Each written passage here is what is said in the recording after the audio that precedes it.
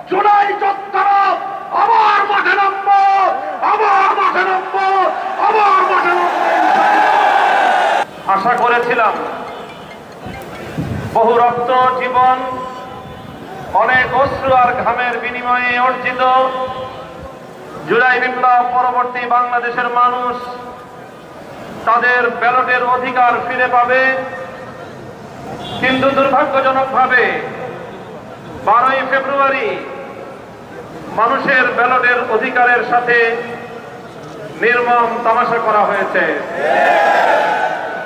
সারাদিন শান্তিপূর্ণ নির্বাচনের প্রকাশ্য নাটক সাজিয়ে সন্ধ্যার পর থেকে সূক্ষ্ম ইঞ্জিনিয়ারিং এর মাধ্যমে টার্গেটকৃত ব্যক্তিদেরকে জাতীয় সংসদে যাওয়ার পথে প্রতিবন্ধকতা সৃষ্টি করা হয়েছে। ডিপ স্টেটের এজেন্ডা বাস্তবায়ন করতে বাংলাদেশের জনগণের অর্থে লালিত প্রশাসন ব্যবহৃত হয়েছে। সিসি আপনাকে বলতে চাই, আপনার পূর্ববর্তী সিসির পরিণাম থেকে আপনি শিক্ষা গ্রহণ করুন। আমরা যে আপত্তি জানিয়েছি, সঠিক তদন্তের মাধ্যমে জনগণের ব্যালটের অধিকার যদি ফিরিয়ে না দেন, বাংলার মানুষ জোর করে তাদের অধিকার কেড়ে নেবে ইনশাআল্লাহ।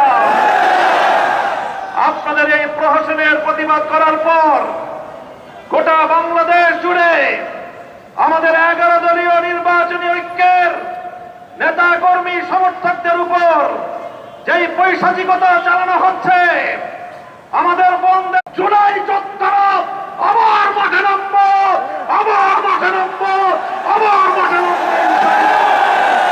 আশা করেছিলাম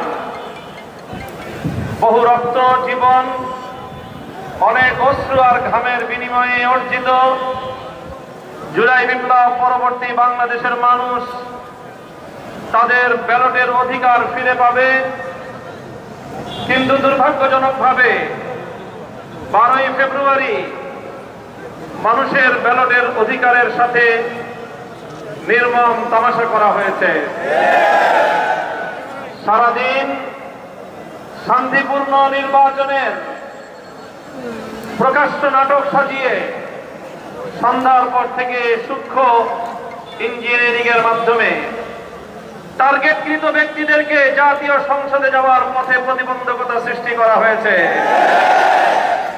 ডিপ স্টেটের এজেন্ডা বাস্তবায়ন করতে বাংলাদেশের জনগণের অর্থে লালিত প্রশাসন ব্যবহৃত হয়েছে।